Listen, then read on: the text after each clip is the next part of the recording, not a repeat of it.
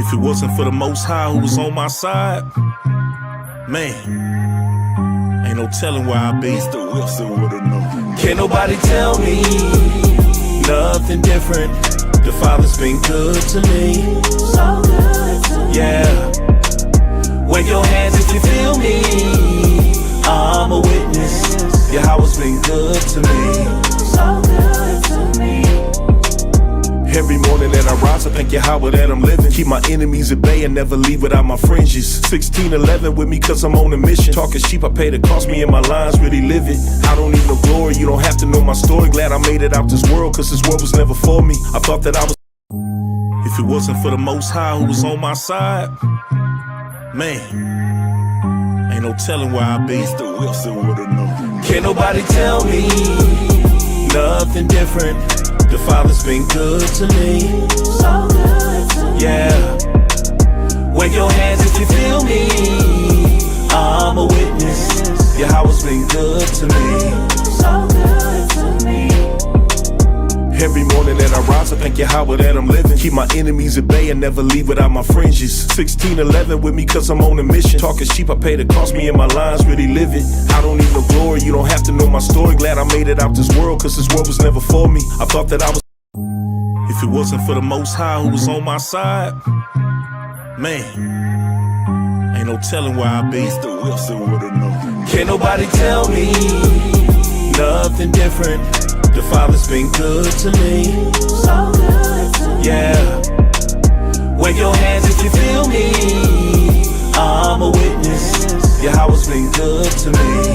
So good to me. Every morning that I rise, I thank Yahweh that I'm living. Keep my enemies at bay and never leave without my fringes. 1611 with me cause I'm on a mission. Talking sheep, I pay the cost, me and my lines really live it. I don't need no glory, you don't have to know my story. Glad I made it out this world cause this world was never for me. I thought that I was. If it wasn't for the Most High who was on my side, man, ain't no telling where I'd be.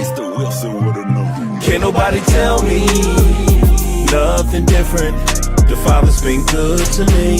So good to me. Yeah. Wave your hands if you feel me. I'm a witness. Yahweh's been good to me.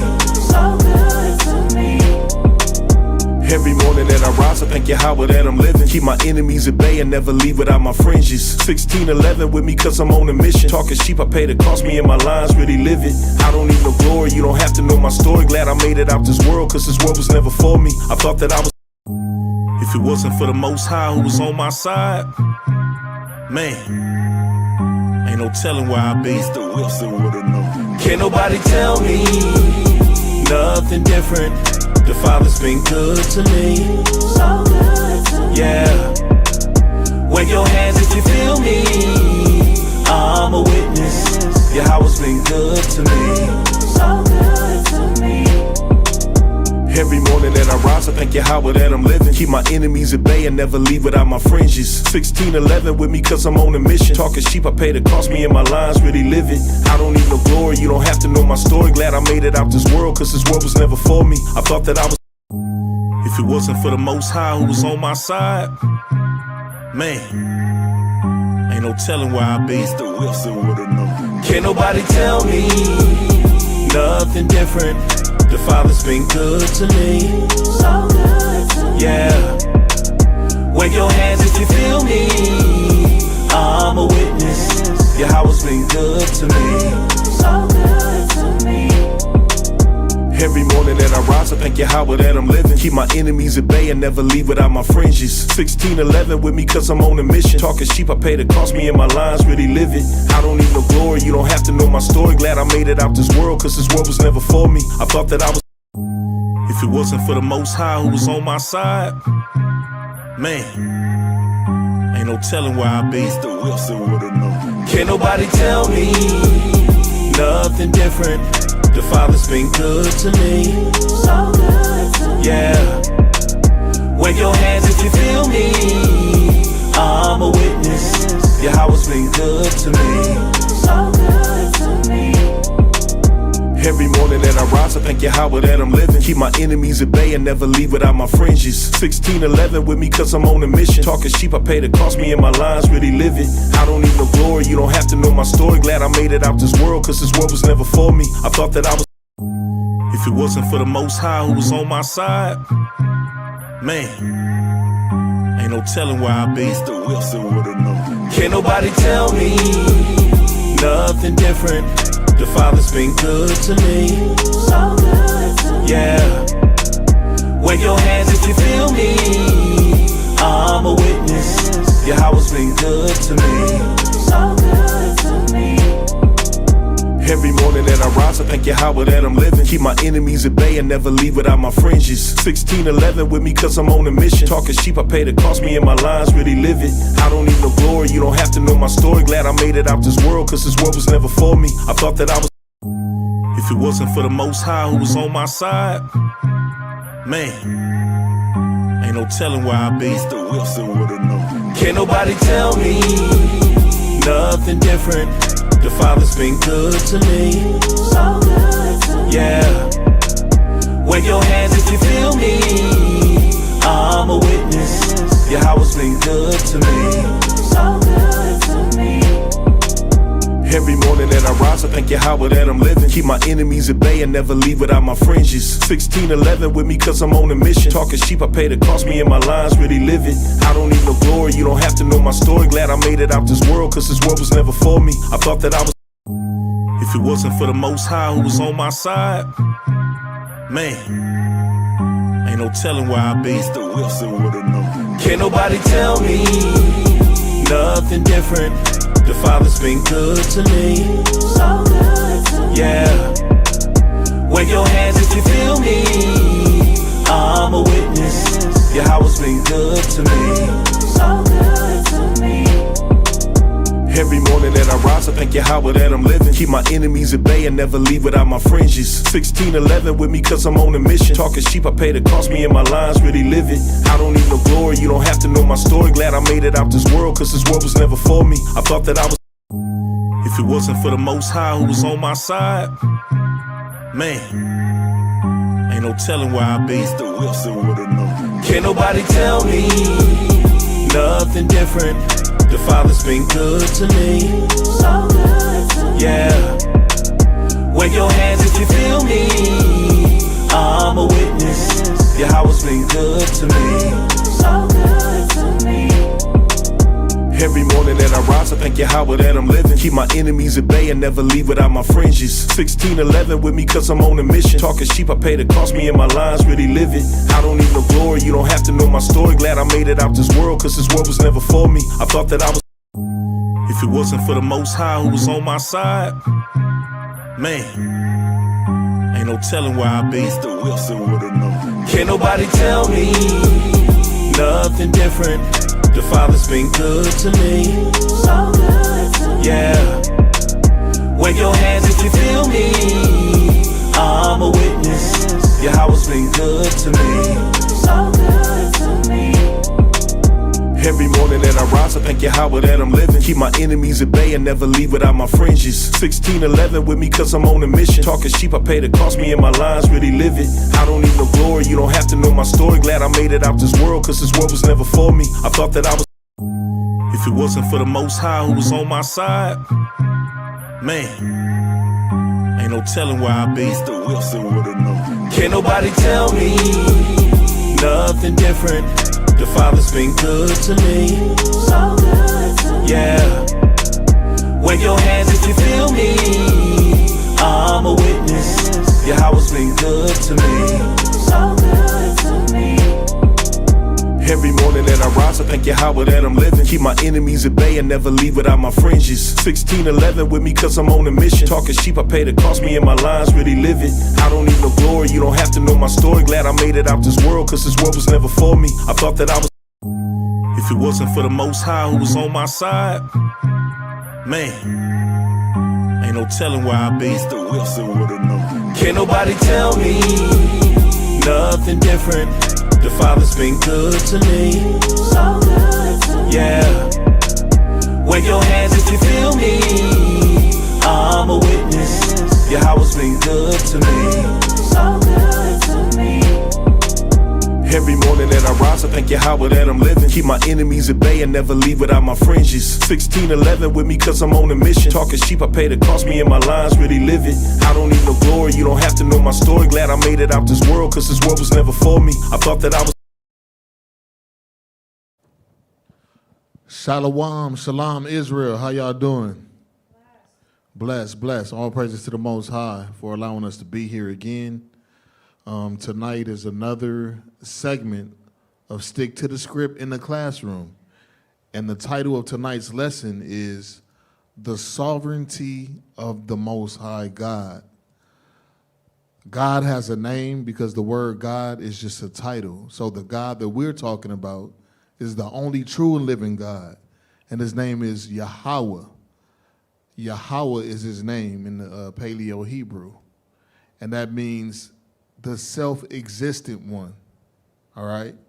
He always was, he is now, and he will always be. God? All praises to the Most High God. So I'm going to be saying God a lot, but I wanted to put that out there, all right, just to let you know what God we're talking about, okay? The God of Abraham, Isaac, and Jacob, the God of Israel. Without further ado, my name is Bishop Banaya. To my right is Mathathia. And we're about to get into it real quick. So the sovereignty of the Most High God. Let me get the definition of sovereignty real quick. Go ahead and pull it up for me, y'all. The definition of sovereignty. The definition of sovereignty. God's sovereignty includes absolute authority. God is the ultimate source of power, higher than any earthly ruler or force. Right, so God is the ultimate source of power. So we see living human beings, we see water, we see wind, we see the elements, we see nature, we see wildlife. All life consists of the Most High God, all right? So go ahead and read that right there again. From the top.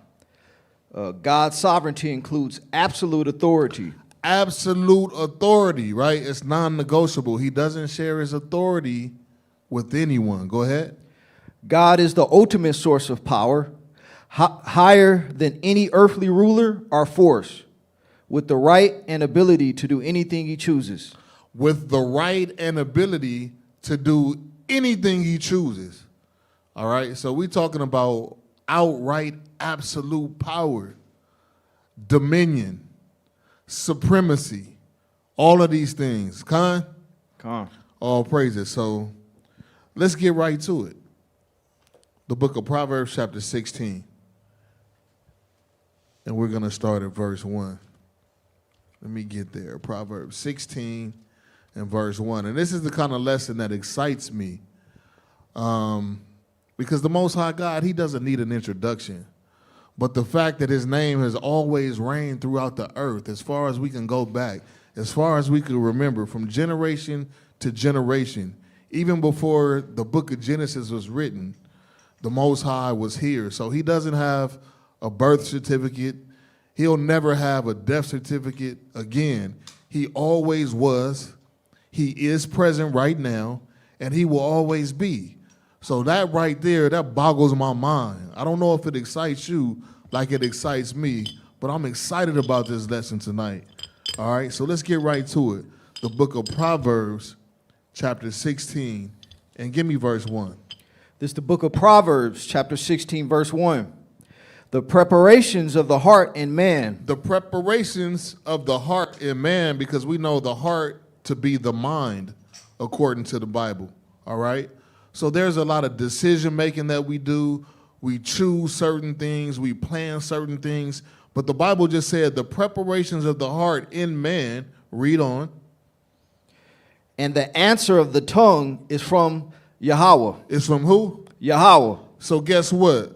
The thought patterns that you have to eventually decide or choose what you want to do, all right? To plan your day, your activities, your week, your month, your year comes from the Most High. And it says also the answer of the tongue. So what am I saying in a nutshell? The Most High God is in control of what we think and what we say. All right? Let's go drop down to verse 9. Go ahead and read that. Verse 9. A man's heart deviseth his way, but the Lord directeth his steps. So go ahead and read that again.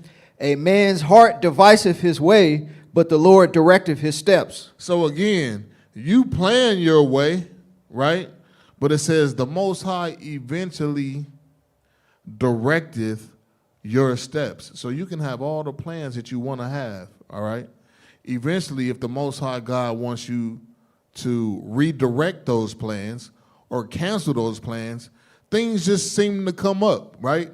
And a lot of the times we think it's just by chance or it was a coincidence. No, the Most High can allow an event or events to happen, right, to keep you from those plans that you planned, just so you won't execute those plans, right? It may be for your good, all right? So these are the things that we got to understand, understanding what kind of God you serve and the power and authority that he has, all right? It's good to know this, right?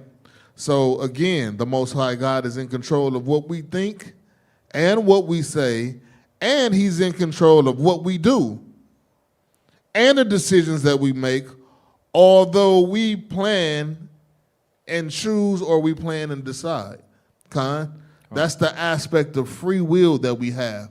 But at the end of the day, he already knows in advance, all right? Go ahead and give me Proverbs chapter 20. Let's flip over. All I need is verse 24. Proverbs chapter 20 and verse 24. This is the book of Proverbs, chapter 20, verse 24. Man's going are of the Lord. Man's goings are of the Lord. Men, women, and children. Men, women, and children, listen up. Man's goings are of the Most High God, all right? It doesn't matter where you go. It could have been to the grocery store. It could have been to the swap meet. It could have been to visit a family member. It could have been to go get your car fixed, right? Whatever the case, what did it say? Man's going are of the Lord. Man's goings are of the Most High God. Read. How can a man then understand his own way? How can a man then understand his own way? Well, the answer is you don't. All right? You don't understand your own way because the Most High God, if you knew like I know, he's in control of everything. All right? Although we have an aspect of free will. All right? So the Most High God, to put it bluntly, he's in control of everything, all things, all right? And that sounds like a God to me, right? The fact that he is in control of everything, all right? That proves his authority. That proves his dominance. That certifies and validates that, okay, you know what? That sounds like a God, all right? I remember in the Christian church when they used to say that, you know, in the heavens and, you know, the Most High God, he's battling Satan and he barely won and he knocked Satan out of heaven and all of that is ludicrous. That's bull crap, right? Because we need to read and study the scriptures now that we know, all right? Because the scriptures tell us in the book of 2 Timothy 2 and 15 that we need to study to show ourselves approved, right? So now we know these things. We're doing away with the lies that we've been told in the past. We know the truth now, all right? And the Bible says that the truth will set you free, all right? So let's go to, I needed to establish that foundation. Let's move on to the book of Isaiah 46. Let's see what the Most High got to say. The book of Isaiah, chapter 46. Let me get there real quick, King. Come on. 46, and we're just going to read verse 10. Isaiah 46 and 10. Go ahead. This is the book of Isaiah, chapter 46, verse 10. Read. Declaring the end from the beginning. Declaring the end from the beginning from the end. Guess what? The Most High God, he does it his way. All right? In our natural frame of mind, you know what? You begin to read a verse like this and you say, hold on, that doesn't sound right. See, that's how we think, but the Most High is greater. The Most High said, look, I said declaring the end from the beginning, not the way you think, Because you say the beginning to the end. That's how we've been trained. But the Most High God, he's up here, right? He's up here, and he does what he wants to do according to his will. But go ahead and read that again. Declaring the end from the beginning, and from ancient times, the things that are not yet done. And then he said, you know what? Then I'm going to go to the past from the ancient times to the things that are not yet done, meaning the future. Read on. From ancient times, the things that are not yet done, saying, my counsel shall stand, and I will do all my pleasure. You heard that? The Most High God just spoke. He said, my counsel shall stand, and I will do all my pleasure. He's going to do his pleasure according to his will, because he's the big dog, because he's the big boss, big Yahweh, okay? That's the God that we serve. All praises for that. All praises. All right? So no plan or event can stop the Most High God from accomplishing his determined will and purpose. Point blank, period. All right? So make sure you put that in your pipe and smoke it. I'm going to read that again. No plan or event can stop the Most High God from accomplishing his determined will or purpose. All right? Let's get the book of Daniel chapter 4 real quick. I'm having fun up here right now, right? All praises. The book of Daniel chapter 4 and 35. And in context, we're dealing with Nebuchadnezzar and how the Most High had to humble King Nebuchadnezzar, right? Let's pick up at verse 35. 35. Uh-huh. This is the book of Daniel, chapter 4, verse 35. Uh-huh. And all the inhabitants of the earth are reputed as nothing. All the inhabitants of the earth are reputed as nothing. So guess what? When you're humbled enough to say, I'm a wretch, I'm no good, I'm dishonorable, Father, I'm nothing, that seems to be about right, because according to the Most High, in comparison to the Most High, we are nothing. All right? It's not to belittle yourself or deem yourself as nothing, but according to the Most High, what are we? What are we really worth? Nothing at the end of the day. And if we are anything, it is indeed because of the Most High God. Con? All praises for that. So go ahead and read that, verse 35. From the top. And all the inhabitants of the earth are reputed as nothing, and he doeth according to his will in the army of heaven. So he does according to his will in the army of heaven, earth, things that we can see and things that we can't see. The Most High is doing his thing. Go ahead. And among the inhabitants of the earth, none can stand his hand or say unto him, what doest thou? See, and none of us should have the gall to even try to question the Most High God. God, what you doing? God, I'm mad at you. God, why you do this? God, why you do that? Look, stop all the question asking to the Most High God. He did what he did, and it's a purpose behind it. All right? Seek ye first the kingdom of the Most High God, and all these things will be added unto you. But guess what? Even after that, repent ye therefore, because the kingdom is at hand. Do those things to humble and abase yourself, and then the Most High God may give you some answers. All right? When we look in the scriptures and you're dealing in the Apocrypha, and you're dealing with Esdras, the prophet Ezra, all right? A man more holy and righteous than we are. Even when you're dealing with Ezra, Ezra was told by the Most High God, he said, look, the Most High God told him, hey, your mind is too far gone in the world. Go ahead and fast 7 days, and I'll break you off a little something. I'll tell you a little something. I'll show you a little something. So who are we living in this wicked land and dealing with the imaginations of Babylon, right? All right? He told that to Ezra. Ezra came back after a week of fasting. Guess what? Double back. He told Ezra, look, you still not there yet. I need another week. Go fast another 7 days. Humble yourself, abase yourself, kill your flesh. Then he doubled back again for the same time, right? Another 7-day period, 3 7-day periods of fasting 7 days just to get an answer from the Most High God. We don't do that nowadays in Babylon, right? We don't have the capacity to do that, right? We haven't been conditioned to do these things, right? So we're not like the Most High God, and we're not even like our foremothers and forefathers, right? They used to do these things. They used to turn down the plate, right? So that's just something to put in your mind, right? Something to chew on and digest and humble us, right? To let us know that we're not even where we think we are.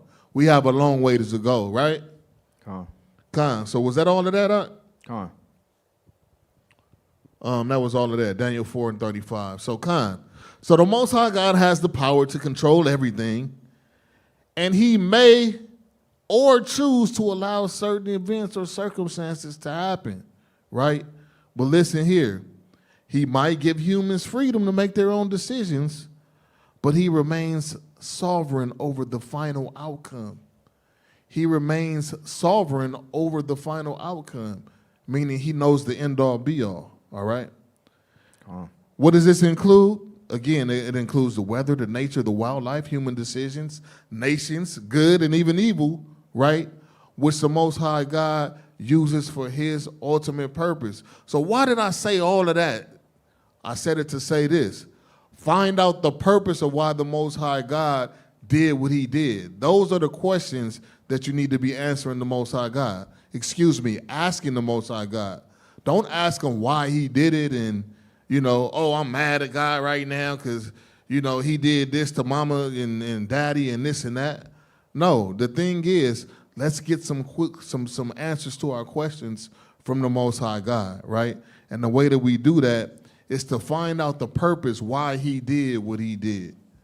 Father, can you show me this? Father, can you tell me this? This is how we seek the Most High God.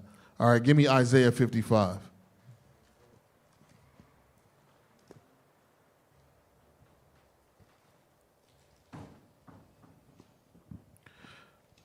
The book of Isaiah 55. Let me get there real quick. And then we're going to get into it. Had to lay the foundation, though. Okay, here we go. Isaiah 55, verse 8. Go ahead, King. Verse 8. Yup, watch this. For the book of Isaiah, chapter 55, verse 8. Uh-huh. For my thoughts are not your thoughts. What the Most High God say? For my thoughts are not your thoughts. You see, he just told you right there. His thoughts are not your thoughts. Right? Read on. Neither are your ways my ways. Uh-huh. Saith Yahweh. Saith who? Yahweh. See, the Most High God said that. Read on. For as the heavens are higher than the earth, so are my ways higher than your ways. So as the heavens are higher than the earth, because I'm up here, the Most High dwells in the heavens, right? We're dwelling on earth, right? We in two different atmospheres. The Most High God is in the spirit, and you down here in the flesh trying to walk in the spirit. It's a big difference. But read on. So are my ways higher than your ways, and my thoughts than your thoughts. See, so my ways are higher than your ways, and thoughts higher than your thoughts. Meaning the Most High God, guess what? He don't operate like you do. He don't think like you do. He doesn't entertain the same thoughts that you do. All right? Even though it may look like chaos to you and things might not be working out, guess what? It's all working according to his will, according to Romans 8:28. Period. Just the way that he predestined, right? It may look like chaos to you, but guess what? It's organized chaos to the Most High God, right? It sounds like a symphony to his ears, right? So let's just keep that in mind, right? The Most High God, he has never, ever lost control of the wheel. Does that make sense? Or am I? Okay, right? So it says, the Most High God proves exactly why he is who he is on an everyday basis. And he doesn't do the things the way that we do things. He supersedes the laws. I want you to pay attention to this right here, right? Because I got my notes down because I don't want to leave anything out, right? Everything that I'm saying matters, all right? He supersedes the laws, rules, and regulations that he has given us, but yet he remains blameless, perfect, and holy without hypocrisy. Think about that for a minute. Digest what I'm saying. I'm going to read it one more time. Watch this. The Most High God has given the children of Israel, the Israelites, right? All 12 tribes. He's given them laws, statutes, and commandments to abide by. Rules and regulations to abide by, right? He's given them to us. But yet, he remains blameless, perfect, and holy without hypocrisy when he decides to use his sovereignty. And I'm going to show you how, all right? So tap in, right? Hopefully, if everybody listening, go ahead and type a 7 in the chat to let us know that you can hear the lesson and you're enjoying the lesson. Go ahead and comment, share, subscribe, and all of those good things, right? So the word could get out. So now the Bible tells us to prove all things, right, Doc? So that's what we're about to start doing. Let's go to Exodus chapter 20. I got a few scenarios right here in regards to laws being for the children of Israel, right? But the Most High superseding the same laws that he's given us, right? But never breaking his laws, never being a hypocrite, still being blameless, still being honorable, still being dignified, all right? And all of those things, right? Got some sevens in there? All praises to the Most High God. So watch this. Let's go to the law.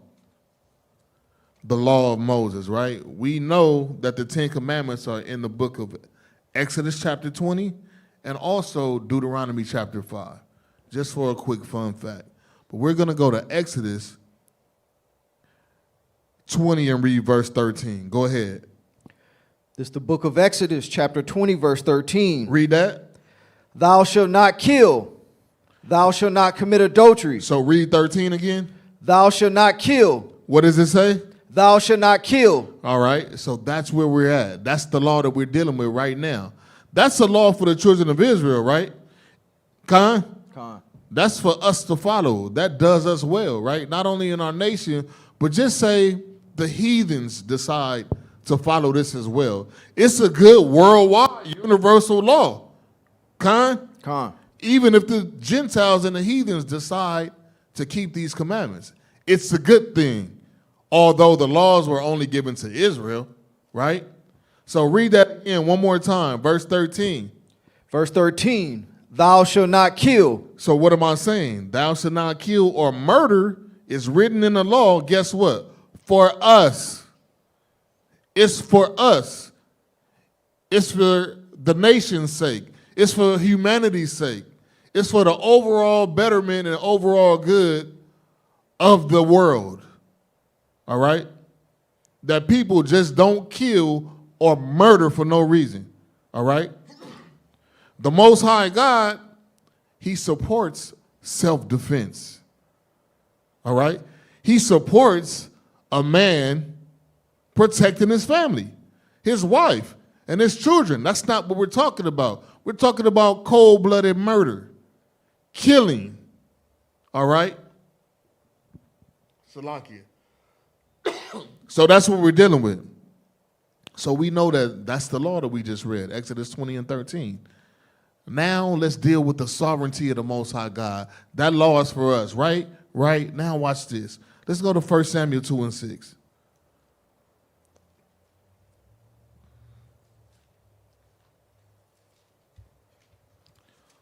1 Samuel 2 and 6.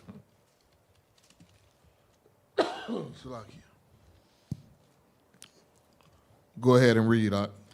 This is the book of 1 Samuel, chapter 2, verse 6. So we just read Exodus chapter 20, verse 13. One of the 10 commandments, it said, thou shalt not kill, right? That's for us, right? But let's see the sovereignty of the Most High God. Read 1 Samuel 2 and 6. This is the book of 1 Samuel, chapter 2, verse 6. The Lord killeth. Wait, hold on. The Bible just said in Exodus 20 in the law, verse 13, thou shalt not kill. That's for us, right? But the sovereignty of the Most High God allows him to do things according to his will. And a lot of the time it's called judgment. Right? So go ahead. The Most High killeth The Most High killeth, read on. and maketh alive. On the contrary, he allows people to survive. Because his hand is not too short. If he wants to kill you and get rid of you, he can do that. All right? And maketh alive. He can cause somebody to survive cancer, survive a car accident. He can do these things, right? Survive sickness and disease. Survive stress and heartache and depression. But go ahead. He bringeth down to the grave. Uh-oh. He can cause your family to start making funeral plans. Read on. And bringeth up. And he can bring you back up. He can refresh you. Again, allow you to survive. Make you whole again. All right? All praises to the Most High God. Let's get another one, because the Bible is explained precept upon precept, line upon line, here a little and there a little. Con. So let's get another one. Deuteronomy 32 and 39. Let's just see if that's an accident.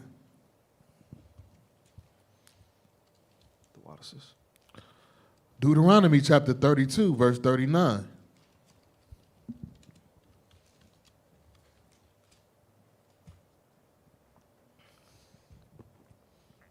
This is the book of Deuteronomy, chapter 32, verse 39. Read. See now that I, even I, am he, and there is no God with me. He said, the Most High God, look, I'm by myself up here. All right, I'm orchestrating things. I'm the big dog. All right, ain't nobody running this earth with me, right? I stand alone in power. Read. I kill. I do. Wait, what did he do? I kill. God said, I kill. Don't get it twisted. He just said it again in a different place in the Bible, right? Precept upon precept. 1 Samuel 2 and 6, and now here in Deuteronomy 32 and 39. I kill, read on. And I make alive. See, sounds kind of like the same narrative, right? And I'll make alive, read on. I wound and I heal. See, I wound, right? So when you end up tripping and falling and sprain your ankle, all right, the Most High God allowed that, right? You end up getting stabbed. You end up getting shot. Most High willing, we don't want these things to happen, but guess what? The Most High God allowed that to happen, that event, all right, for whatever reason, all right? So he says, I kill, read on. Neither is there any that can deliver out of my hand. See that? So he said, I wound and I heal, right? 50 Cent, he said he got shot 9 or 10 times, but the Most High God healed that man. He allowed him to be healed, right? Give me a second, Knock. And then, furthermore, he said, neither is there any that can deliver out of my hand. So the Most High does these things, right? He gives the okay to do these things, right? You got a question, Knock? Just a quick little question. Go ahead. What's the difference between our will and the Most High God's will? Like, say me just doing this. Was that in His will? You know what I'm saying? Like, where's that boundary? You know what I'm saying? Khan, good question. So the question at hand is, where's the boundary between our will and the will of the Most High? So I'm going to try to keep it real simple. The will of the Most High is always going on, right? At the end all be all, the final outcome of any situation or event or circumstance, that's the will of the Most High. Along the way, the Most High gave you free will, right, to make decisions. Sometimes He allows you to go through with your plan, right? And it goes as you planned it, right? And then there are other times you plan things, and guess what? Your plans detour. Oh, all of a sudden this happened or that happened. Oh, I can't find my keys. Oh, I can't find my wallet. Oh, y'all got me running late. All right, now all of a sudden you hit the road and get to the freeway, there's an accident. See? So now if you're in the spirit, you're able to see things. Once you know how the Most High God works, you add that up. You know what? Had I left 5 minutes ago, I could have been in that accident. the Most High God stalled me for my good. You see what I'm saying? Or he allowed me to go, and I hit the back streets, and I just wanted to dip back into the hood real quick and maybe smoke a little blunt or a little joint. Let me go see the homies real quick, even though I just found out I'm an Israelite and been to a couple Sabbaths and a couple new moons, all right? Now you go and get an offender bender. Or you go get socked out and robbed, right? The Most High allowed that. So, just to put things in perspective. Khan, does that answer your question? Oh, praises to the Most High God. Praises. So it's a fine line, though. It's a fine line. All right. So we see 1 Samuel 2:6 and Deuteronomy 32:39. They both said that the Most High God kills. I want to bring out something real quick just to add to your point. Give me Isaiah 45:7 real quick. Just to show you. Not only to show you, but some people may be online and say, I haven't heard my pastor say that. I haven't heard that in the Bible. I haven't seen that in the Bible. Brother Banaya, he doesn't look like somebody that's going to lie, but I need proof. Well, let's see. Isaiah 45. Pick up at verse 7. Watch this. This is the book of Isaiah, chapter 45, verse 7. Okay, read. I form the light. So the Most High God, he forms the light, right? Read on. And create darkness. And create darkness, right? Y'all heard that? My brothers. He says he forms the light and create darkness. We got the greater light for the daytime, rule the day, which is the sun. And we have the lesser light to rule the night, right? And that's on a natural level. Now, he created light on a spiritual level for us to do good, right? And then also, those who walk in darkness or sin, it's a spiritual aspect as well, right? When you flip the coin. But he says, I create the light, I form the light, and create darkness. Go ahead. I make peace and create evil. Nah, God, I make peace and create evil. Read. I, the Lord, do all these things. There you go. Sincerely signed by the Most High Yahweh. I, the Lord, do all these things. So just like the president never has to leave his throne, right? The president is Trump, all right? Here in Babylon or America. He's in control of military power, right? So when America decides to go to war or bomb somebody, does President Trump have to leave the White House? No, all he does is give the instruction. And then the military powers to be, they go execute. And when America wins, guess what? Trump is back on the news and he says, guess what? We won. He didn't lift a doggone finger. He didn't shoot a gun, right? So it's the same thing with the Most High God, right? He said, I create evil. So guess what? When he riles these spirits up and puts an evil spirit on a brother to go get vengeance, all right? Everybody heard of gangbanging and things of this nature. To go get vengeance or to, get carried away in anger, to retaliate. All of these things, the Most High can put these spirits on people, right? And make them go execute evil, right? It's not that the Most High is evil, but he is in control of all these things. He just said, I, the Lord, do all these things. He's responsible for good and evil, all right? He'll let you know that he did it, but guess what? He uses people to get these things done and to get these things accomplished, right? All praises. So, and that's all glory and honor to the Most High God. That's a good thing, all right?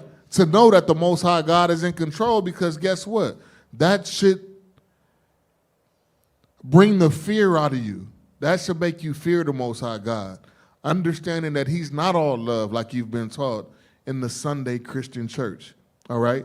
There's an aspect of judgment. There's balance with the Most High God. So when you learn and understand these things, this right here is one of the scriptures that got me in line and said, you know what? That sounds like a God. That sounds like the God that I want to serve, all right? That sounds like the true and living God, and that makes sense right there. That helped me get my act together, That helped me stop smoking weed. That helped me stop being an adulterer real quick. Con. In the wickedness that was in. Con, in the wickedness though. Yup, in the wickedness. See? And see, that's the aspect of predestination, the aspect of, you know, in relation to the question that you answered. Like, you know what? Even while he's wicked, I already know the final outcome with this guy, the end all be all, right? So all praises to the Most High for that. Let's get another one, 2 Samuel. This also make me want to be on his good side. Con. Yeah, man. For real though. So let's get 2 Samuel chapter 24. Jay's gonna be knowing that they Abraham and stuff. Oh, man. 2 Samuel, what was that? You said 24? Yeah, 2 Samuel 24. Con. So let's get one more illustration, then we're going to move on, right? So let's start at verse 1. 2 Samuel 24 and 1. Go ahead. This is the book of 2 Samuel, chapter 24, verse 1.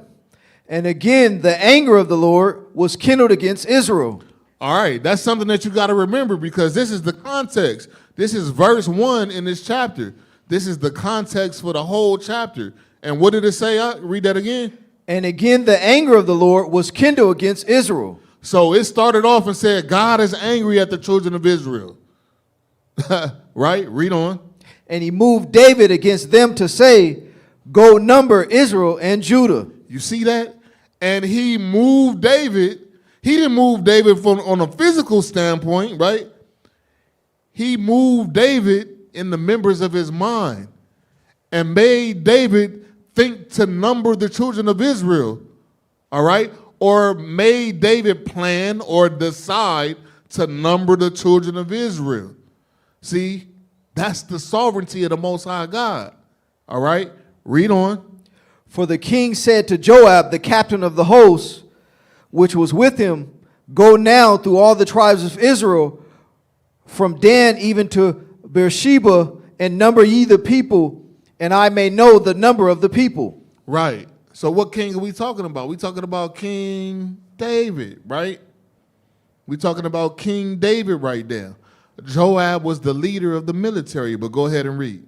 And Joab said unto the king, now the Lord thy God add unto the people how many soever they be, an hundredfold, and that the eyes of my Lord the king may see it. But why doeth my Lord the king delight in this thing? See, so Joab was kind of on edge. He said, man, why is King David telling me to go number the people? All right? He didn't want to offend King David, but at the same time, he had a question, right?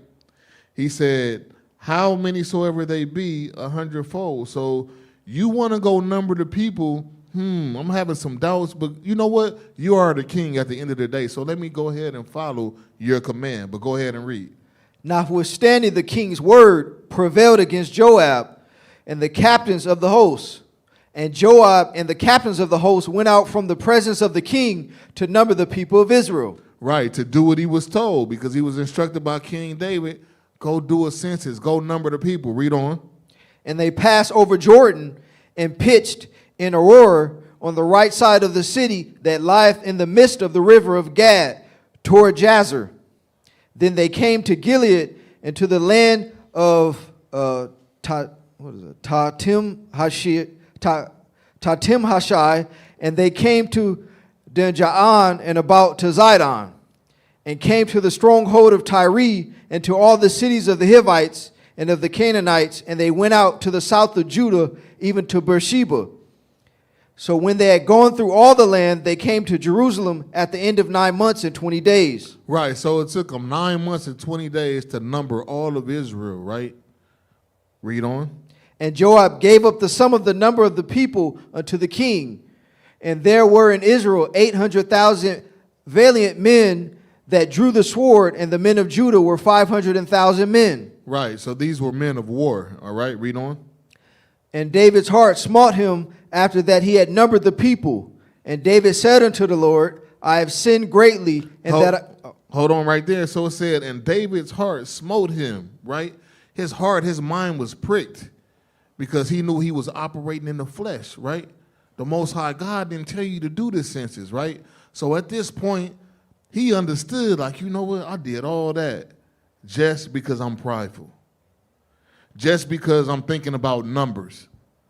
You see what I'm saying? Just because I'm abusing my authority and my power.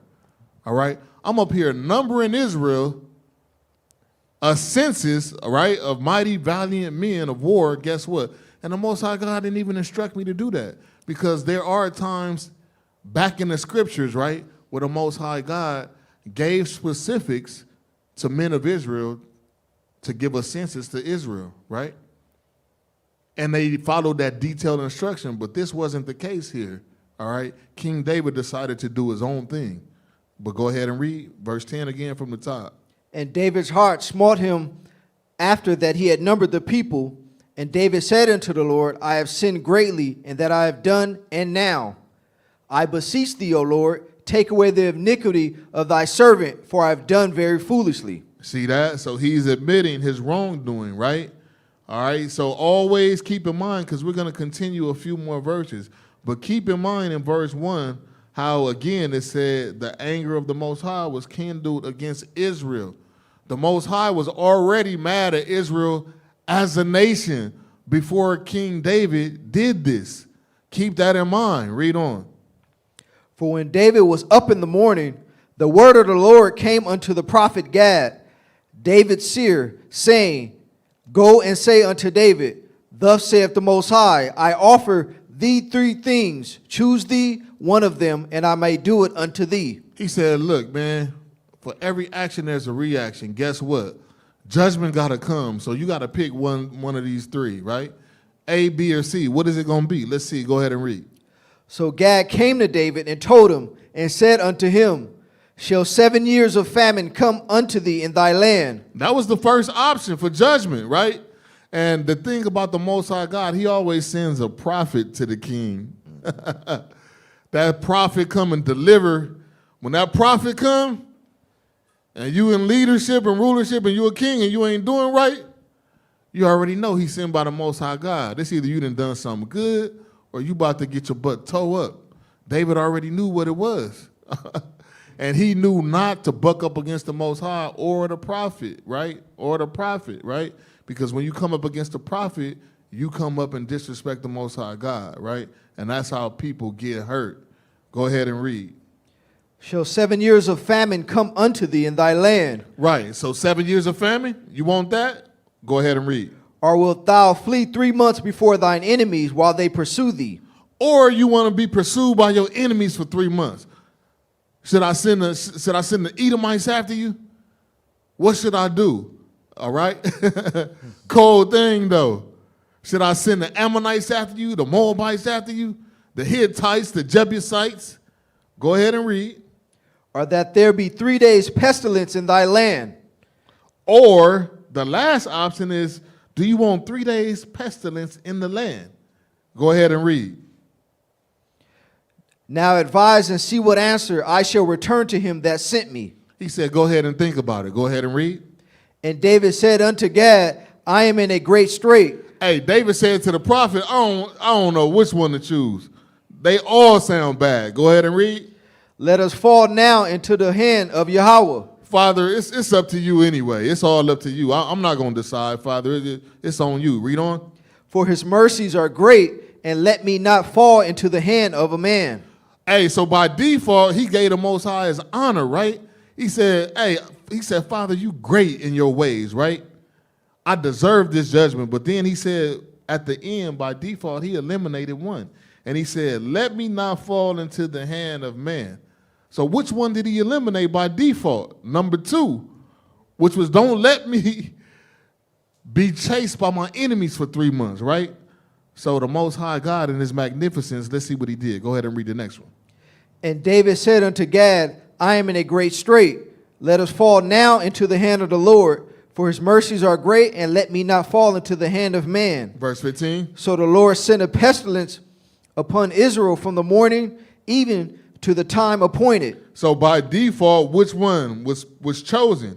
It was the 3 days of pestilence. Appreciate you, deacon. All praises. Read on.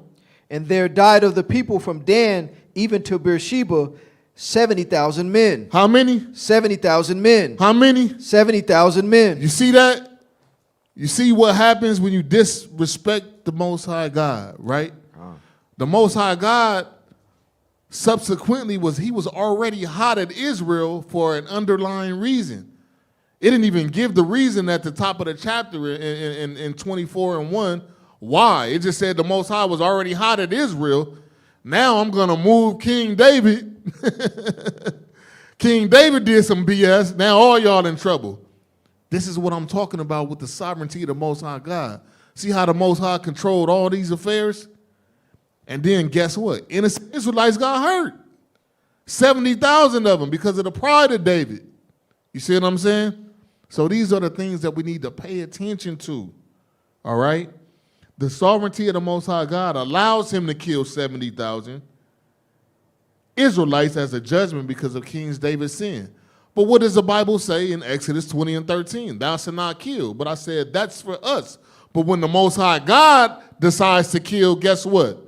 It's all good. No punishment or judgment comes to the Father. And it makes all the sense in the world, doesn't it? That's why he's sovereign. Period. Point blank, period. All right? It's no confusion to it. So let's get another one. Let's go to the book of Leviticus, chapter 20. We're going to eliminate all the confusion right now, if there's any. If you're enjoying the lesson right now, go ahead and type 7s in the chat. All praises. Let's get another one. Let's go to another law. Leviticus 20:10. This is the book of Leviticus, chapter 20, verse 10. And the man that committeth adultery with another man's wife, even he that committeth adultery with his neighbor's wife, the adulterer and the adulteress shall surely be put to death. Shall surely be put to death, right? So you got a man sleeping with another man's wife, all right? That is adultery. They are both guilty, the man and the married woman. It doesn't matter if the man is single or married. If he sleeps with a married woman, his status don't matter, right? It's still adultery. All right? We ain't got no confusion right there, right? And we know that adultery is within the 10 Commandments. That's a law, right? It's a law for us as Israel. Now, let's move on. Deuteronomy chapter 24. Stay with me. Deuteronomy 24:1. Let's go ahead and read that. This is the book of Deuteronomy, chapter 24, verse 1. See, this is another law pertaining to adultery. All right, go ahead and read. When a man hath taken a wife and married her, and it come to pass that she find no favor in his eyes, because he hath found some uncleanness in her. Because he hath found some uncleanness in her, right? So, there's many different aspects of uncleanness, all right? It can be a spiritual uncleanness, meaning spiritual idolatry. Wifey decides to go start worshiping other gods, all right? Starts to celebrate Christmas again, Thanksgiving again, all right? That's going to be rules for a bill of divorcement, all right? And then there's the physical aspect of uncleanness, right? She may not have necessarily slept with another man, but she might have sent some nudes to another man. That's also grounds to give a bill of divorcement, right? Nasty talking, nasty lingo, sex chat, right? They called it sexting, nudes, all of these things, even if she didn't go all the way with it. All right? Let a man touch her breast, kiss her breast. All right? Grab her buttocks, grab her, you see what I'm saying? Not trying to get all explicit, but we got to keep it real. All right? These are the things that are grounds for divorce. That's uncleanness. All right? So now start from the top so I don't have to deal with that again. Start from the top, verse 1. Chapter 24, verse 1. When a man have taken a wife and married her, and it come to pass that she find no favor in his eyes, because he hath found some uncleanness in her, then let him write her a bill of divorcement and give it in her hand and send her out of his house. She got to go, right? Because according to the law, lawfully, she is able to be put away because things are clear, right? She has been caught. She has been exposed. It's clear. It's non-negotiable kind. Okay, so that's what we're dealing with. Lawfully, all right? Read. And when she is departed out of his house, she may go and be another man's wife. Read on. And if the latter husband hate her and write her a bill of divorcement and give it in her hand and sendeth her out of his house, or if the latter husband die, which took her to be his wife, her former husband which sent her away may not take her again to be his wife. After that she is defiled, for that is an abomination before the Most High.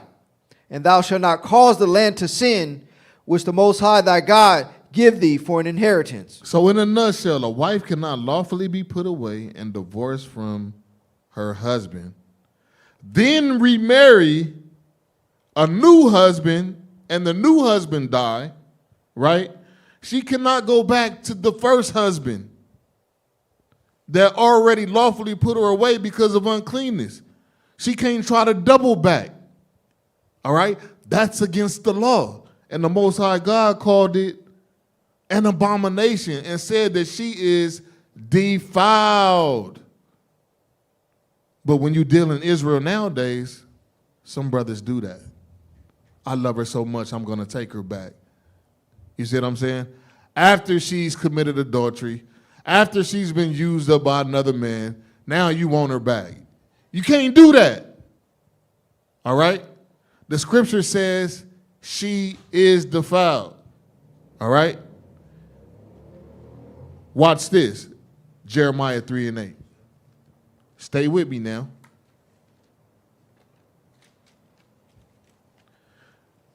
The book of Jeremiah 3:8. Watch this.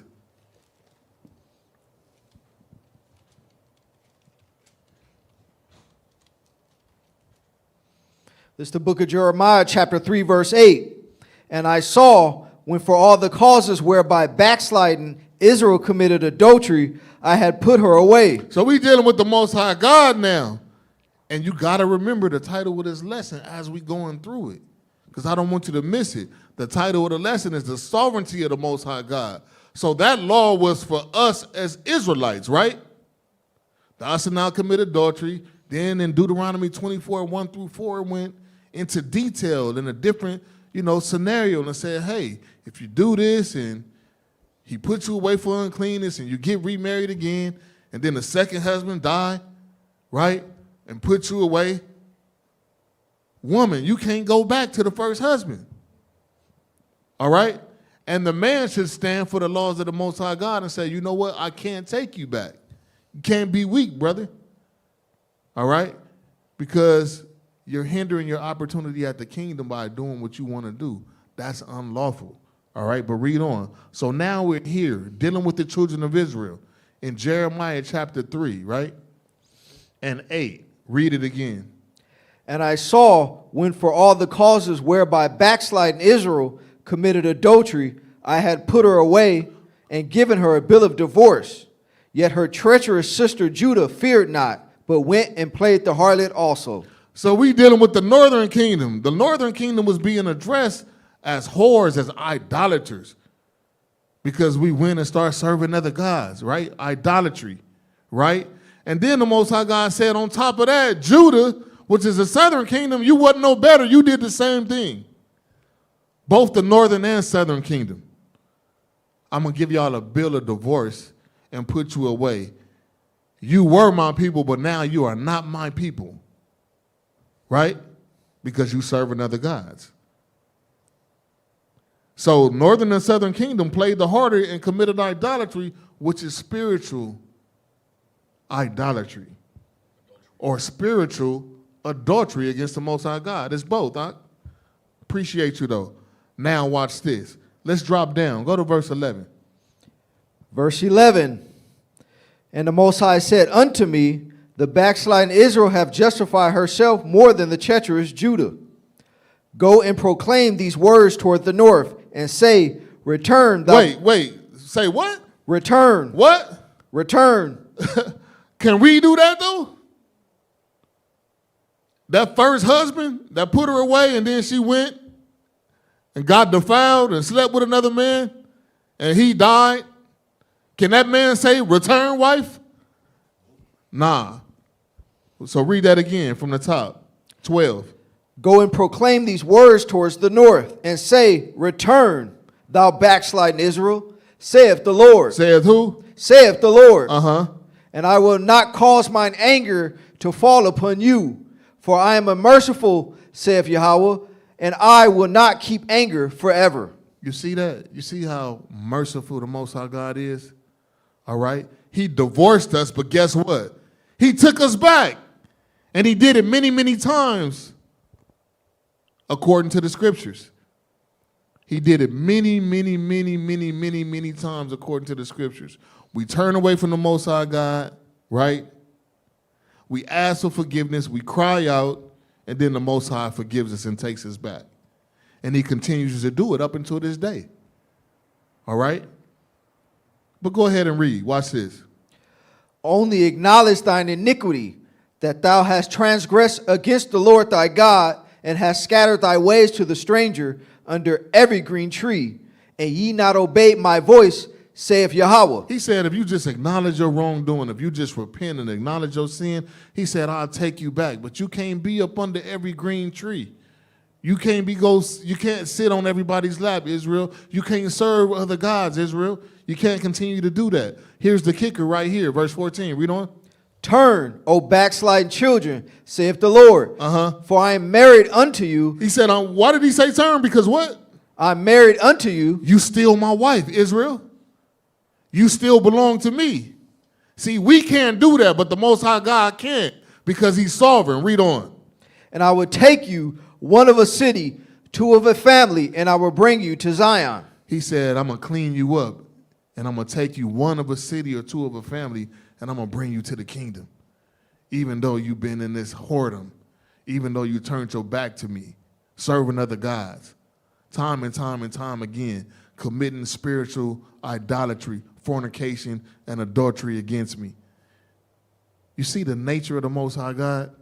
But because he's sovereign, he can do that, but we can't do it. All right, so remember that. Fun fact real quick. I'm not going to go to the scripture for time's sake.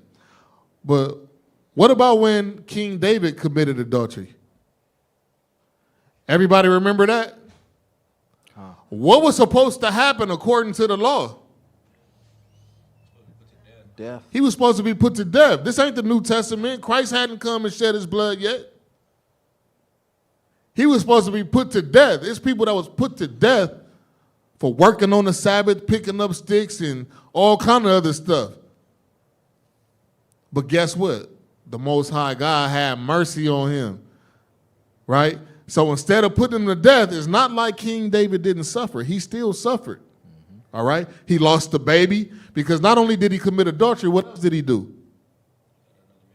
He got another man killed. You committed murder. He had blood on his hands. 2 felonies against the laws of the Most High God, right? A murderer and an adulterer. Tried to have a kid, the Most High, he said, you know what? I'm going to kill that baby. Before King Solomon came along, right? The first one he had with Bathsheba, which is Uriah's wife. Uriah was the one that King David got killed for his wife Bathsheba, right? But again, the mercy and the grace of the Most High and his sovereignty said, you know what? Prophecies have to be fulfilled. I can't kill you right now, King David. I can't make my word to no avail. Prophecies still have to be fulfilled. But guess what? I'm going to still get you. I'm going to allow your wife to get slept with by your sons on the rooftop. So he suffered. He got that judgment. You see what I'm saying? But he didn't die on the spot instantly and immediately, which should have happened according to the law. But the Most High God decided to be sovereign. You see what I'm saying? A lot of people are going to be like, that's not fair, Rock. You killed the man that went to pick up sticks on the Sabbath day. He didn't get that. He didn't get that leeway. God, why you doing that? God, you a hypocrite. See, that's why I don't like. See, that's why I don't like the Bible. Cause hey, you can't do that. You can't bring no charge to the Most High God because He's still fair. He's still perfect. He's still blameless. He's still holy. Point blank. Period. But this is why this lesson is coming out, because He's sovereign and He can do what He want to do, what? And we can't lay no charges to Him. It is what it is, right? And He doesn't have to explain anything to anybody. All right? So again, I just wanted to bring that up real quick, just for edification's sake, right? Also,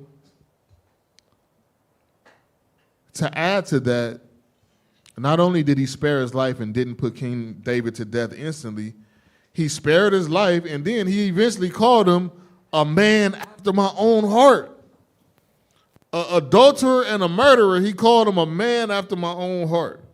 There had to be somebody that said, you know what? I never did that.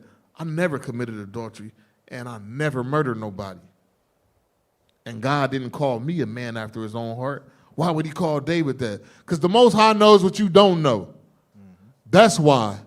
He knows the inner workings of the soul and the spirit of that man. Even though he messed up. Yes, he messed up. Yes, he was wicked, but he repented for the rest of his life. All right? And then, eventually in Sirach, He called him one of the three kings that were righteous, that were not defective. Because there weren't many righteous kings on the northern or the southern kingdom side. All right? He said out of all those kings in the northern and southern kingdom, only 3 were not defective. Am I right? Only 3. And David was one of those 3, along with Hezekiah and Josiah. Even with all of that on his name, the adultery and the murder. So the Most High God knows what we know. Excuse me, He knows the things that we don't know about people. All right? There are some things that the Most High sees about people that you don't see about them. And that's very, very important. Come on. All right? So that's all I needed with that. Now, let's go to another one.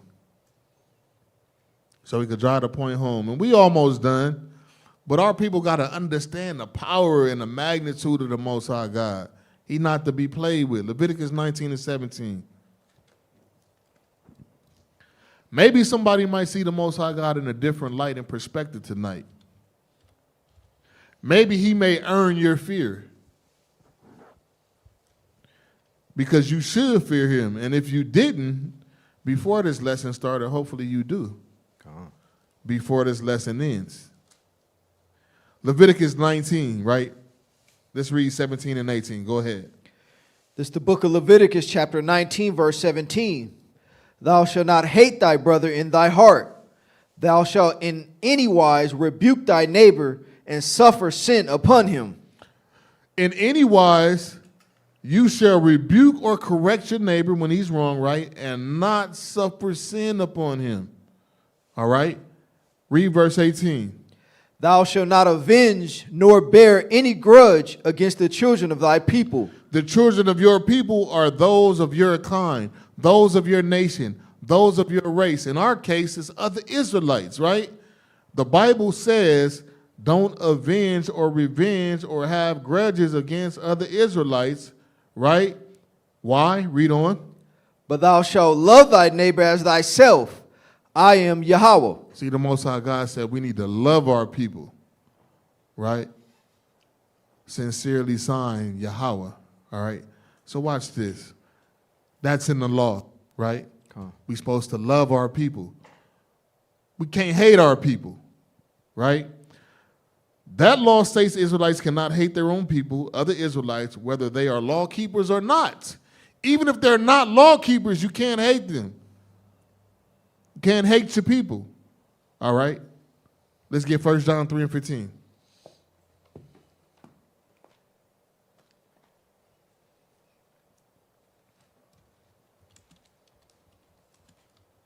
First John 3 and 15. This is the book of 1 John, chapter 3, verse 15. Watch this. Whosoever hateth his brother is a murderer, and ye know that no murderer hath eternal life abiding in him. Right, so if you hate your brother, you're not going to get the kingdom, man. We don't need a super breakdown on this. If you hate your people, you're not going to get the kingdom, right? So we're commanded to forgive and, just exercise that forgiveness and that repentance amongst one another in our nation, right? There are certain sins and certain things that can be done that can violate your brother or sister to where, according to the scriptures, we can cut ties with you for our betterment, for our overall well-being, if you commit certain sins that are worthy of death. But outside of that, we are to forgive one another. Con? All right. So if you hate your own people, you're a murderer. Let's flip over to the next chapter, John chapter 4, 1 John chapter 4. And this is for us. This is the law for us as Israelites, right? Give me 20 and 21. 1 John chapter 4, 20 and 21. Read on. This is the book of 1 John chapter 4, verse 20. If a man say, I love God, and hateth his brother, he is a liar. He's a what? He is a liar. Read. For he that loveth not his brother whom he hath seen, how can he love God whom he hath not seen? Right. That doesn't make any sense right there, right? I can see my brother in the flesh, all right? And I hate you. I have a disdain for you. I don't like you, right? I have a grudge against you. I don't want to make it right with you. But then I go and try to pray to the Most High God. The Most High God said, that's a no-go. We can't do that. All right, read on. Watch this. And this commandment have we from him, that he who loveth God loveth his brother also. And that's the commandment, that if you love the Most High God, you love your brother, and in return, vice versa, right? If you love your brother, you love the Most High God. It's interchangeable, right? It's all connected, even when you deal with the 10 commandments, all right? Some are dealing with the Most High God, and others are dealing with your brothers and sisters, right? But they're all commandments, all right? So, again, if you hate your own people, other Israelites, who you can see in the flesh, then you hate the Most High God, whom you haven't seen in the flesh, because God is a spirit, all right, according to John 4 and 24, all right? Watch this. Now let's deal with the Most High God and his sovereignty, Sirach 12 and 6. We are commanded not to hate. See, that's for us as Israelites, right? You can't hate your brother. But watch this. Sirach 12 and 6. The sovereignty of the Most High God, Yahweh. Read that. This is the book of Sirach, chapter 12, verse 6. For the Most High hateth sinners. Read that again. For the Most High hateth sinners. Plain and simple, outright. The Most High God said he hates sinners. Point blank, period, right? Read on. And will repay vengeance unto the ungodly, and keepeth them against the mighty day of their punishment. See, so judgment is coming to the Israelite sinner who refuses to keep God's laws and commandments. Right? Why? Because the laws and commandments have been given to you as a nation of people, right? And when you do that, when you refuse to keep God's laws and commandments and you're an Israelite, guess what? You reject the Most High and you reject Christ, right? Whom the world knows as Jesus Christ, right? Yahweh Shai in the Hebrew. You reject the Most High, then you reject his son as well. All right? So remember that. But it says the Most High hateth sinners. And he said, I'm going to get you back on the back end. I'm going to repay you. Vengeance is coming. Judgment is coming. Let's get Amos real quick. Watch this. Amos 9. Amos 9.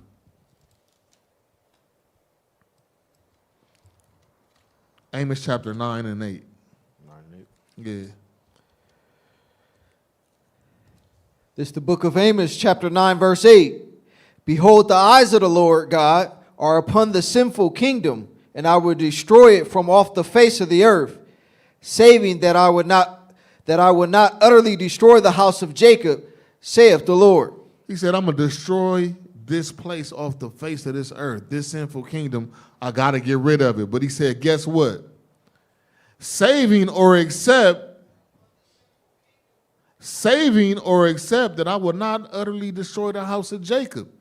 Jacob is the progenitor of the 12 sons of Israel, right? The Israelites. So that's what we're dealing with, all right? He said, I'm still going to save that remnant of Israel. Drop down to verse 10. Verse 10. All the sinners of my people shall die by the sword. One more time. All the sinners of my people shall die by the sword. The Most High God just said, all the sinners of my people, which are the Israelites, shall die by the sword. All right? Finish it off.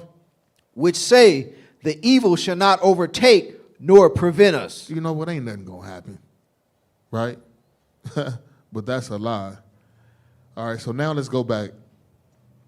Let's go back to where we were. I just had to show you that all the sinners of my people shall die by the sword. All right? So now let's go back to where we were. Where were we? So we started off with Sirach 12 and 6 and the sovereignty of the Most High God in regards to the Most High hating sinners, specifically Israelites who transgress his laws and commandments. All right? Because only his laws and commandments have been given to Israel. He hath not dealt so with any nation. All right? Psalms 5 and 5. Let's get one more. Precept upon precept. Psalms 5 and 5. You can't hate your brother according to the law, but the Most High God can hate because he hates sinners. And sinners are Israelites who refuse to keep the commandment because they've been given the law. Psalms 5 and 5. This is the book of Psalms, chapter 5, verse 5. The foolish shall not stand in thy sight. Thou hatest all workers of iniquity. What did you say at the end?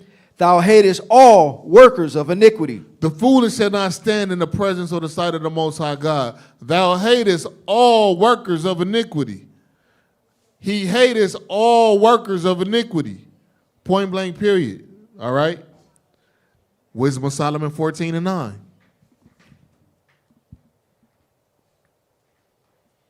So God hates sinners. Yes, the Bible just said it. I read 2 scriptures. Let's get a third. Wisdom of Solomon, chapter 14. You said verse 9. And verse 9. Yeah, go ahead, Ken. This is the book of Wisdom of Solomon, chapter 14, verse 9. For the ungodly and his ungodliness are both alike hateful unto God.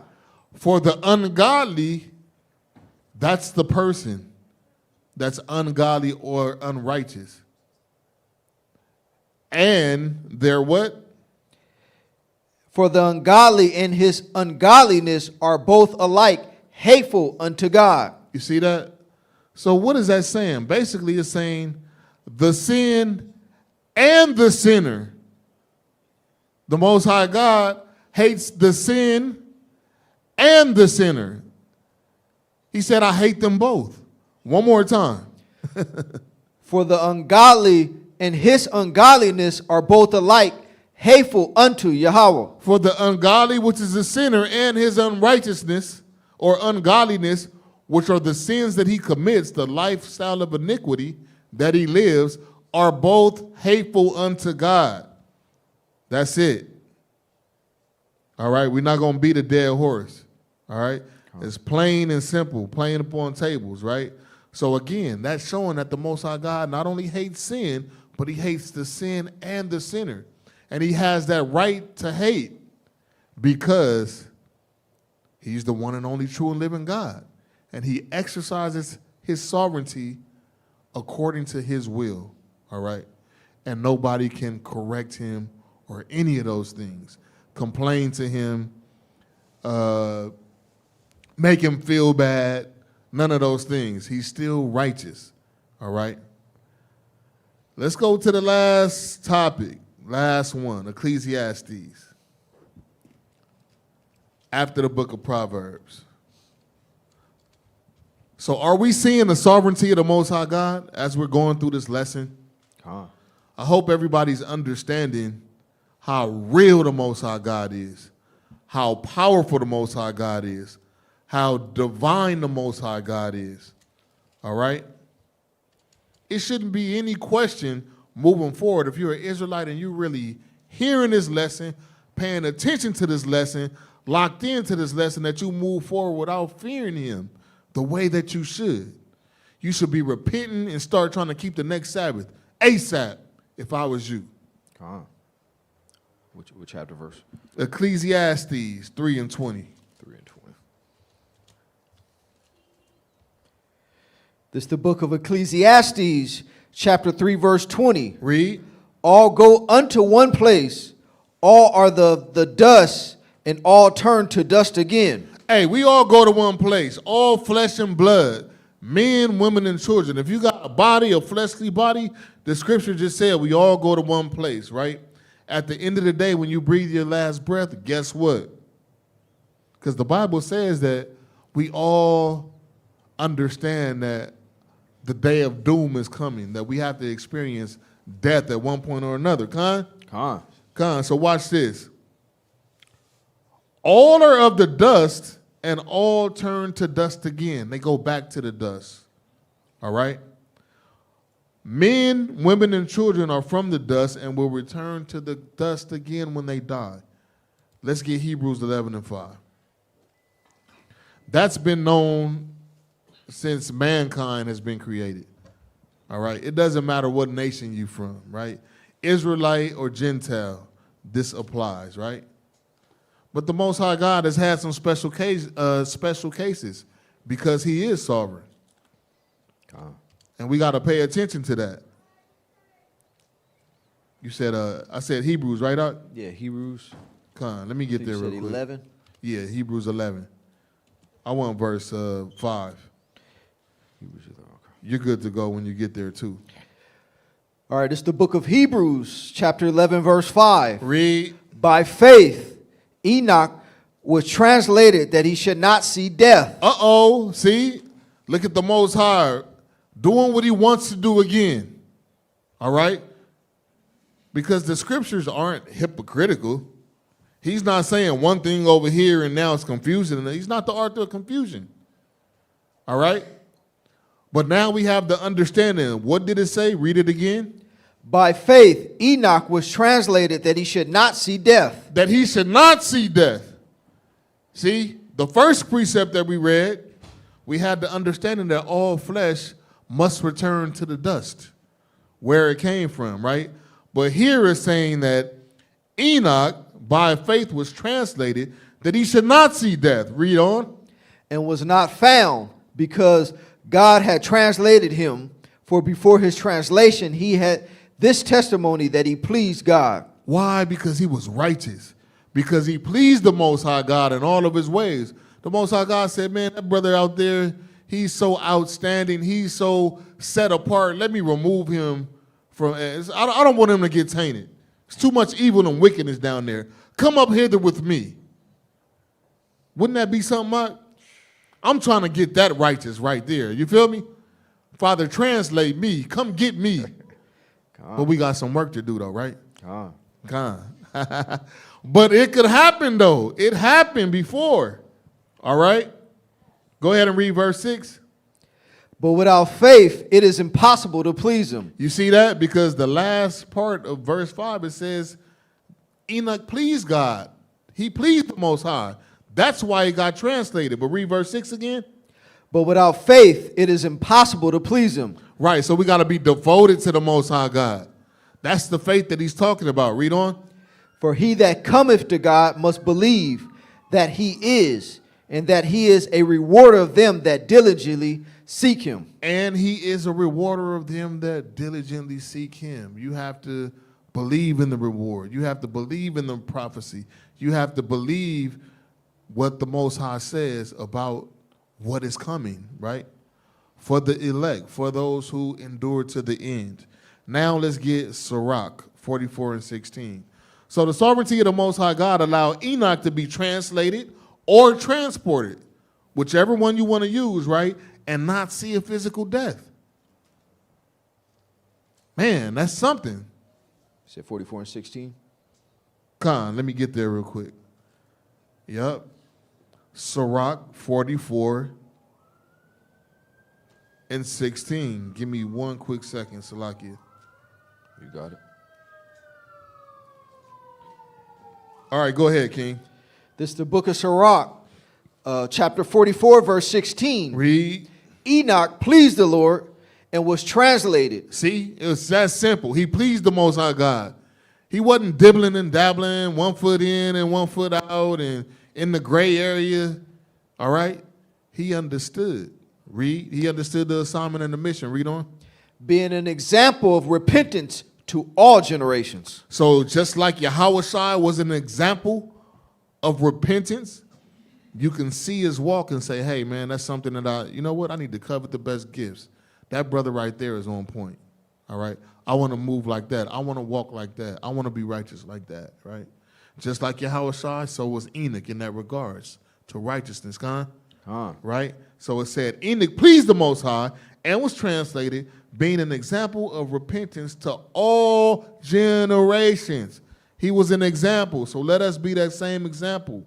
So he was translated because he was blameless, perfect, in the ways of the Most High God, right? He was righteous, and the Most High desired him to be in his presence.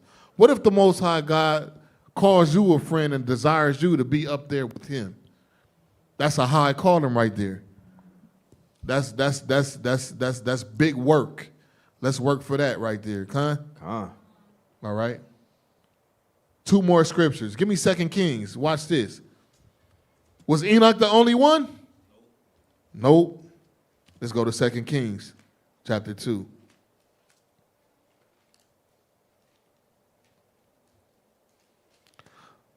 But to 99.999999 of humanity, since they were born in the flesh, most of them died. Most of us went back to that dust that we were made from, sis. What verse? We're going to start with verse 1. 2 Kings 2 and 1. Go ahead. This is the book of 2 Kings, chapter 2, verse 1. Read. And it came to pass, when the Lord would take up Elijah into heaven by a whirlwind, that Elijah went with Elisha from Gilgal. Right, so he was with his running mate. He was with his understudy, right? Elisha was the understudy of Elijah. Read on. And Elijah said unto Elisha, tarry here. He said, stay here. Read on. I pray thee, for the Lord hath sent me from Bethel. And Elisha said unto him, as the Lord liveth, and thy soul liveth, and I will not leave thee. So they went down to Bethel. Elisha said, hold on, swole up. Guess what? Wherever you going, I'm going. The Most High about to take you up. I need to see that. Read on. And the sons of the prophets that were at Bethel came forth to Elisha and said unto him, knowest thou that the Lord will take away thy master from thy head today? You heard that? It said the sons of the prophets. There were other prophets around besides Elijah and Elisha. And they had that understanding because they were prophets. He said, you know what's about to happen to you, man? But the cold thing, it says the sons of prophets. These were men that taught their sons the ways of the Most High and how to walk in his ways. So I just wanted to bring that out and highlight that because it's imperative that if we have sons, we raise them in the ways of the Most High God. Because you don't know who your son is. He could be prophet this or prophet that. All right, look how these sons of prophets were operating. They prophesied to Elisha and Elisha and tried to confirm to him, do you know what's about to happen to you? Read on. And he said, Yeah, I know it. Hold ye your peace. And Elijah said unto him, Hold on. He said, yeah, I already know. Don't say nothing, though. Hold your peace. Read on. And Elijah said unto him, Elisha, tarry here, I pray thee, for the Lord hath sent me to Jericho. And he said, As the Lord liveth, and as thy soul liveth, I would not leave thee. So they came to Jericho. Elijah tried to dump Elisha off again. Elisha said, He said, wherever you going, I'm going. Stop doing that. Stop trying to leave me. Read on. And the sons of the prophets that were at Jericho came to Elisha and said unto him, Knowest thou that the Lord will take away thy master from thy head today? See, so the sons of the prophets did the same thing once again to Elisha. Do you know the Most High about to come take your master? He's about to take Elijah away in a chariot. Read on. And he answered, Yeah, I know. Hold ye your peace. And Elijah said unto him, Tarry, I pray thee here, for the Lord hath sent me to Jordan. And he said, As the Lord liveth, and as thy soul liveth, I will not leave thee. And they went on. He said, so since you insisted the first couple times, I'm not going to try to leave you here. I'm not going to tell you to tarry and stay here. You know what I'm saying? Let's go. It's, we got to go this way. It's about to happen. Come on with me. Go ahead and read. And 50 men of the sons of the prophets went and stood to view afar off, and they too stood by Jordan. It said 50 men of the sons of the prophets. They said, look, we got to get a good look at this. Let's stand by the water. Make sure we got a good view. Go ahead and read. And Elijah took his mantle and wrapped it together and smote the waters, and they were divided hither and thither, so that they too went over on dry ground. Yeah, so he grabbed his mantle, his staff, just like Moses, right? And he touched that water, and that water divided, and they went over on dry ground, right? Read on. And it came to pass when they were going over that Elijah said unto Elisha, Ask what I shall do for thee before I be taken away from thee. So Elijah said, look, man, any last words, any last anything? You need some advice? Hey, you need some precepts? What you need? You need some advice? It's about to go down, fam. Do you need anything else before I get up out of here? Read on. And Elisha said, I pray thee, let a double portion of thy spirit be upon me. He said, you know what? I got a request. He said, that spirit, that level of spirit, how the Most High moving and dealing with you, he said, I need that. Let me get a double portion. Read on. And he said, Thou hast asked a hard thing. Nevertheless, if thou see me when I am taken from thee, it shall be so unto thee. For if not, it shall not be so. He says, you know what? I can't guarantee you nothing. He said, but if you see me and you see it happen, and you see the Most High take me away, then you good for that. But if you miss it, it's not going to be so. Go ahead and read. And he said, Thou hast asked a hard thing. Nevertheless, if thou see me when I am taken from there, it shall be so unto thee. But if not, it shall not be so. And it came to pass, as they still went on and talked, that behold, there appeared a chariot of fire. Hey, and it came to pass, behold, as they was communicating and talking and building, all of a sudden, that chariot came up there. That chariot of fire, that chariot of Israel that we're looking for made its appearance. Read on. And horses of fire, and parted them both asunder. And Elijah went up by a whirlwind into heaven. Do you see that? Elisha was a smart brother, though. You know what? He said, I'm about to attach myself to this dude physically. You hear me? The power of the Most High had to separate. Elisha was trying to go up too, if he could. You hear me? Read that part again, huh?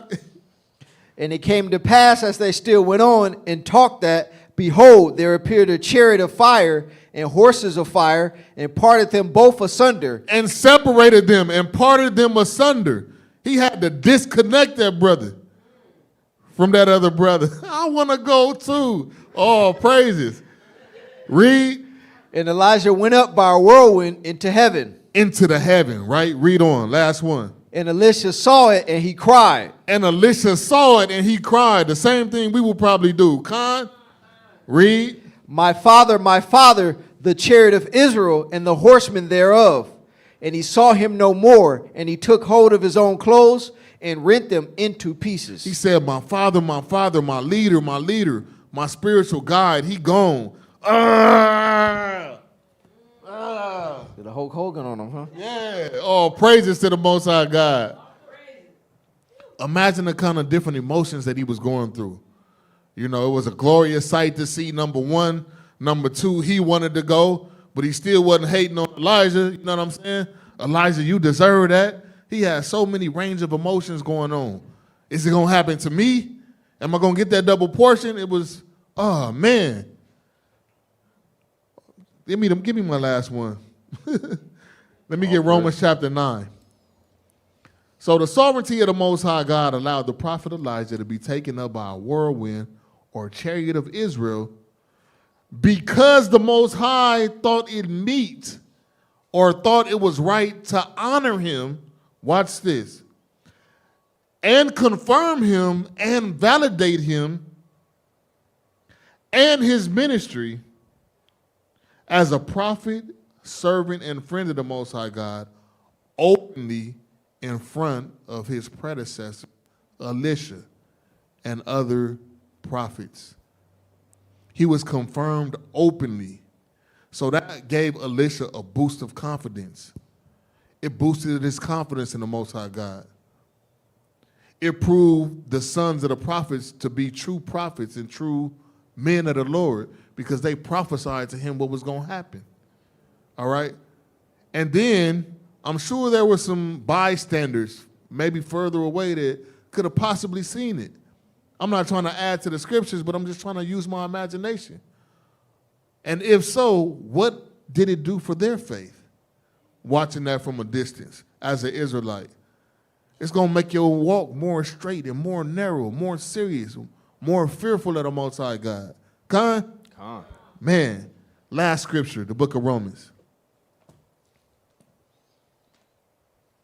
To be confirmed like that in front of many witnesses. Romans chapter 9, verse 14. Let's get that. This is the book of Romans, chapter 9, verse 14. What shall we say then? Is there unrighteousness with the Most High? So what you got to say after this lesson? The Most High God did his sovereign will. I went through a lot of different scenarios and laws and how they're for us as Israelites, and if we do it, we disobey and sin against the Most High, right? But if the Most High does it, guess what? It just proves his power. It proves his dominion. It proves his legacy. It proves his character. It proves his integrity, right? It proves his sovereignty, that he can do what he want to do, right? And still be blameless and still be perfect in his ways without explanation or without permission. Read that again. What shall we say then? Is there unrighteousness with the Most High? Is there unrighteousness with the Most High God? God forbid. Heck no. Read 15. For he saith to Moses, I will have mercy on whom I will have mercy, and I will have compassion on whom I will have compassion. And that's what he did. He decided to have mercy and compassion on Elijah, on Enoch, and decided to translate them because they were so locked in. All right? He decided to do that with David as well. Although David was an adulterer and a murderer, he still called him a man after his own heart. He still said that he was one of the good kings that was non-defective. All right? The Most High didn't lay those charges against David because he knew the inner workings of David in his soul and in his spirit. All right? And we need to step back and understand that we can't see into the souls and spirits of men the way that the Most High can. And you may wonder why some brothers and sisters have a level of favor that's obvious. You see what I'm saying? And above than other brothers and sisters. The Most High is just not dealing with them on an average level. He's giving them mercy upon mercy, grace upon grace. Those are things that you shouldn't be jealous of. Those are things that you shouldn't, hate on and things of that nature. it is what it is. The reality of what we see is the Most High is dealing with some a little more than he's dealing with others, although he's dealing with all of us. It's safe to say that he has his favorites.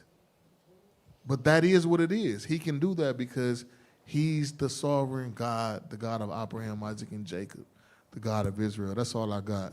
Shalom. If it wasn't for the Most High who was on my side, man, ain't no telling where I'd be. Mr. Wilson would have known. Can't nobody tell me nothing different. The Father's been good to me. So good to me. Yeah. Wave your hands if you feel me. I'm a witness. Yahweh's been good to me. So good to me. Every morning that I rise, I thank Yahweh that I'm living. Keep my enemies at bay and never leave without my fringes. 16